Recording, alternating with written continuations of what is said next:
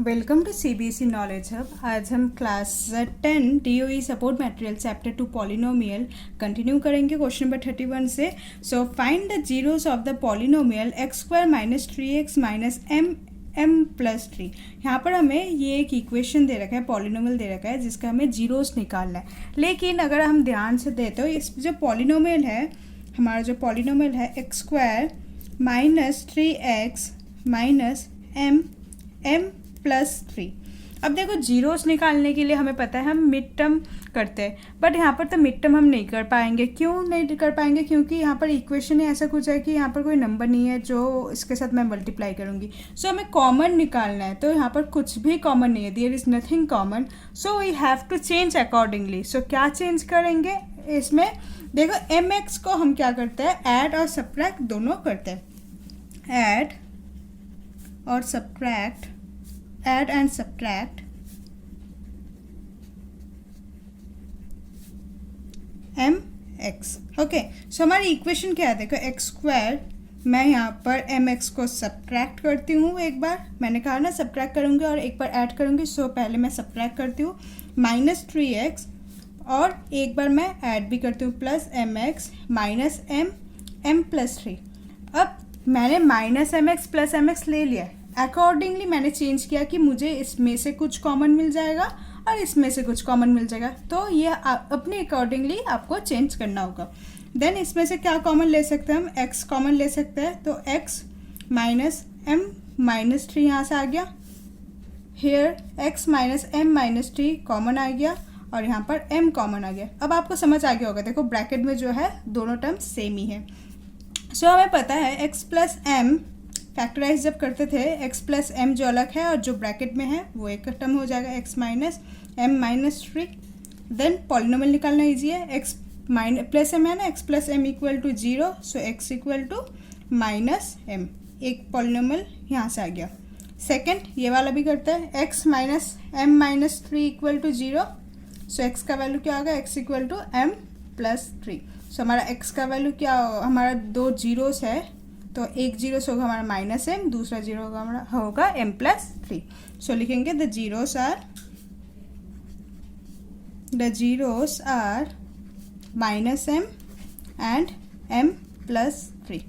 Okay, question number 32, obtain zeros of 4 root 3 x square plus 5x minus 2 root 3। आपका equation दे रखा है 4 root 3 x square plus 5x minus 2 root 3। आपको ये zeros equation दे रखा है, आपको निकालना है क्या है? जीरोस निकालना है। और आप जीरोस निकालने के लिए क्या करते हो? मिडल टर्म स्प्लिटिंग यानी कि मिड टर्म स्प्लिटिंग करते हो।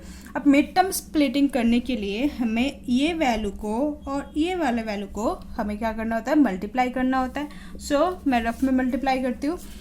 देखो 4 रूट 3 है, 4 रूट 3 मल्टीप्लाई 2 रूट 3 होगा, 4 2 जा क्या होगा 8 और रूट 3 मल्टीप्लाई होकर क्या होगा 3। सो 8 3 से कितना होगा 24। सो हम 24 का क्या निकालेंगे? 24 का हम प्राइम फैक्टराइजेशन निकालेंगे। 2 12 जा 24, 2 6 जा 12, 2 3 जा 6 एंड 3 1 जा 3। आपको निकालना क्या? मिड टर्म स्प्लिटिंग में 5 निकालना है। सो देखो 2 2 जा 4, 4 2 जा 8, यहाँ से 8 आ गया और 8 से आप 3 माइनस करोगे तो 5 आ गया। सो मिड टर्म स्प्लिटिंग करेंगे। मिड टर्म स्प्लिटिंग करते हैं, क्या होगा यहाँ पर? 4 root 3 x square plus 8x minus 3x minus 2 root 3। Clear है यहाँ तक? अब देखो इन दोनों में कॉमन लेना है और इन दोनों में कॉमन लेना है। सो यहाँ से क्या कॉमन ले सकते हैं हम? 4x root 3x plus 2 root 3x plus 2 और यहाँ पर रूट 3 ले सकते हैं।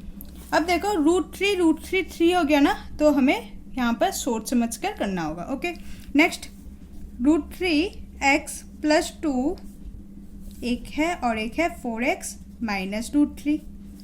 दोनों के इक्वल टू 0 के साथ कंपेयर करो और x का वैल्यू निकालो, तो ये होगा x equal to minus 2 by root 3 और दूसरा क्या होगा? x equal to root 3 by 4। Clear है यहाँ तक? हमें दो जीरोस तो मिल गए। Next and verify relation between its zeros and coefficient. अब इसका हमें जीरोस जो जीरोस निकाले हमने उसे वेरीफाई भी करना होगा, यानी कि सम ऑफ जीरोस भी निकालना होगा और प्रोडक्ट ऑफ जीरोस भी निकालना होगा। अब देखो हमारा इक्वेशन क्या है, इक्वेशन है यहाँ तक हमारा फर्स्ट पार्ट है, यहाँ से हमारा सेकेंड पार्ट है। देखो इक्वेशन जो है 4√3x² then plus 5x minus 2√3। Okay, A हमारा है 4√3, बी जो है हमारा 5 है और सी है हमारा माइनस 2√3। अगर हम सम ऑफ जीरोस निकालते हैं, सम ऑफ जीरोस क्या होता है, equal to minus b by a. Sum of zeros हमने क्या निकाला है, -2/3 minus 2√3 plus √3/4। Okay, so LCM लेते हैं, एलसीएम जब लेंगे इक्वल टू माइनस बी होगा -5, ए होगा 4√3। नेक्स्ट एलसीएम लेंगे जब 4√3 और ये हो जाएगा -8 plus 3, okay, equal to -5 4√3। Then -8 plus 3 क्या होगा, 5/4√3 -5/4√3 -5/4√3। तो हमने सम ऑफ जीरोस वेरीफाई कर लिया। ओके, अब थर्ड पार्ट है, हमें प्रोडक्ट ऑफ जीरोस भी वेरीफाई करना होगा। प्रोडक्ट ऑफ जीरोस, अब प्रोडक्ट ऑफ जीरोस का क्या फॉर्मूला होता है, equal to c by a. Product क्या होगा, हमारा जीरोस था -2/√3 और √3/4, -2√3 मल्टीप्लाई √3/4 और सी हमारा क्या है, सी है हमारा -2√3 और ए जो है हमारा 4√3। ओके, अब देखो 2 से 4 कैंसिल आउट हो सकता है, ये होगा -1/2 और √3 से √3 cancel out.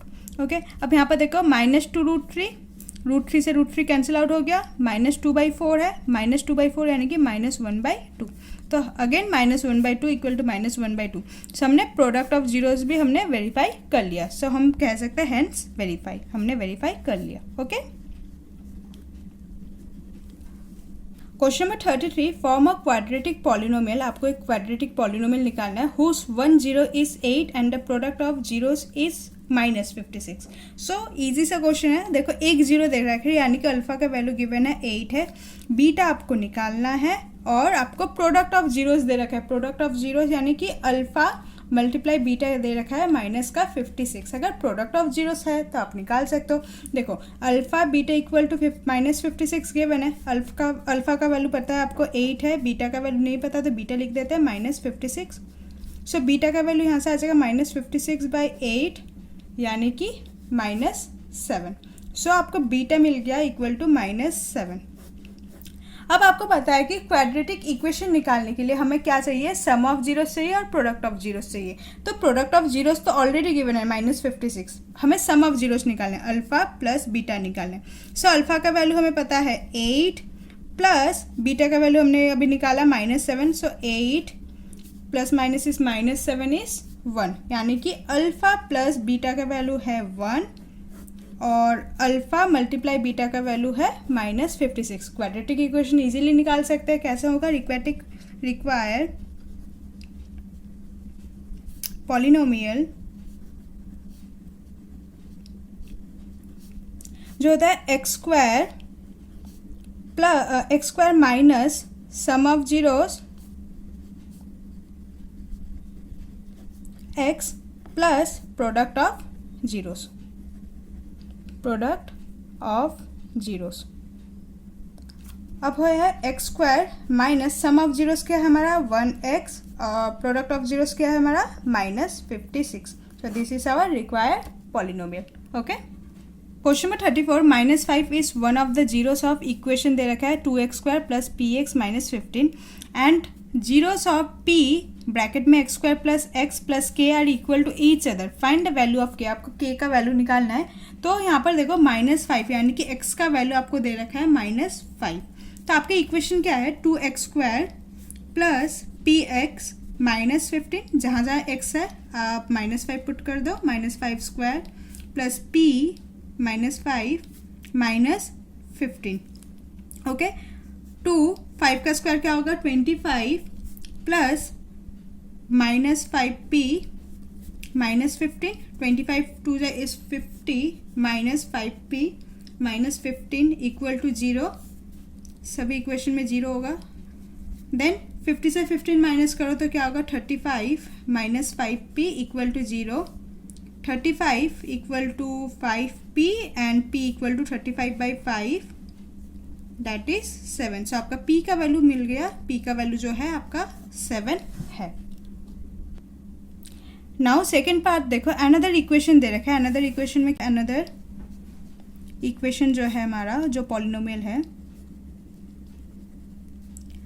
p x square plus x plus के. अब p का वैल्यू आपने निकाल लिया 7 है तो p के जगह आप 7 पुट कर दो. 7 x square plus x plus के. 7 x square plus 7x plus के. यहाँ से आपको a मिल गया. a 7 है, b जो है वो भी 7 है और c का वैल्यू है k.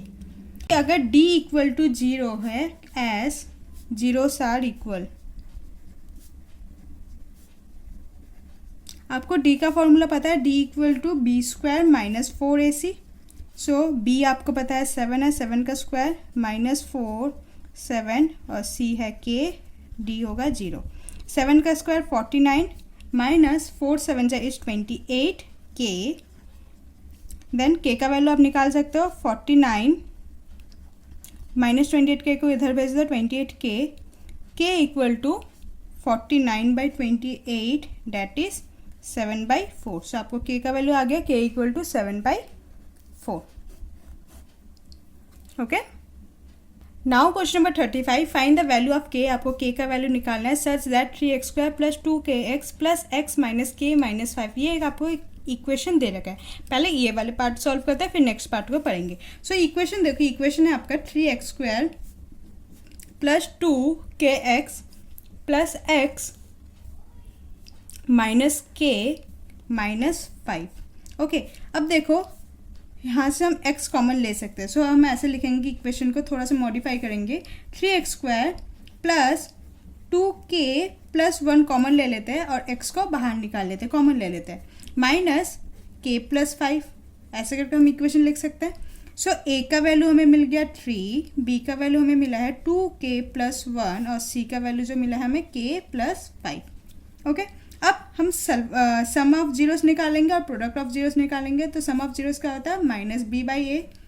b आपका क्या है माइनस 2k प्लस 1 बाई 3. यह है हमारा sum of zeros. Product of zeros निकालेंगे alpha multiply beta c by A. तो c हमारा है k प्लस 5 और a है हमारा 3. तो हमने प्रोडक्ट ऑफ जीरोस पे निकाल लिया. नाउ नेक्स्ट पार्ट पे आता है the sum of zeros as half to their product. यानी कि अकॉर्डिंग टू क्वेश्चन आपको क्या बोला है कि जो सम ऑफ जीरोस है वो हाफ है किसके प्रोडक्ट के. ओके. जो सम ऑफ जीरोस है वो हाफ है उसी के प्रोडक्ट के. Next minus sum of zeros क्या है हमारा minus 2k plus 1 by 3 equal to minus half. इसका क्या होगा k प्लस 5 बाई 3. 3 से 3 कैंसिल आउट हो गए यहाँ पर. नेक्स्ट यहाँ पर करती हूँ मैं minus 2k minus plus is minus 1 equal to minus half k plus 5. 2 यहाँ पर क्रॉस मल्टीप्लाई कर देते हैं. माइनस 2k माइनस 1 जो है वो क्रॉस मल्टीप्लाई हो जाएगा 2 से और यहाँ पर है k माइनस 1 k प्लस 5.